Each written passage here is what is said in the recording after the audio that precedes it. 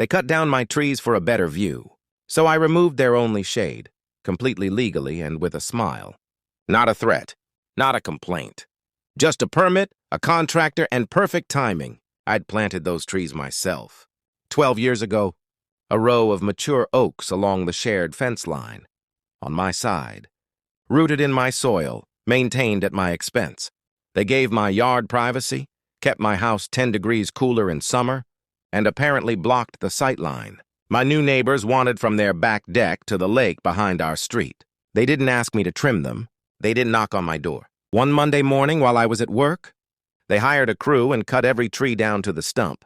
All 7, gone before I got home. Police said it was a civil matter. My attorney said it was destruction of private property and we had a strong case. But I'd already thought of something better than a lawsuit. You see, my neighbors had a beautiful pergola, custom built, expensive, and the only reason that pergola was comfortable in summer was because of the natural shade canopy provided by my trees, the same trees they just destroyed. I pulled my property survey. I identified 3 large trees on my rear property line, whose canopy extended over my yard and provided secondary shade toward their pergola, completely within my rights to remove. I called a licensed arborist, filed for a removal permit the same week, and had all 3 taken down by the following Saturday. Then I called a landscaping company and installed a 6-foot, solid privacy fence along the entire shared line. Fully permitted, fully within code, blocking every view of the lake they'd destroyed my trees to get.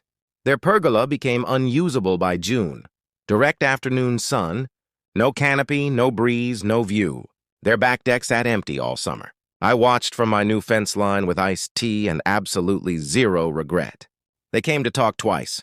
I had nothing to say that my fence hadn't already said for me. Never destroy what your neighbor planted. Sometimes it's the only thing standing between you and consequences. If this hit, follow.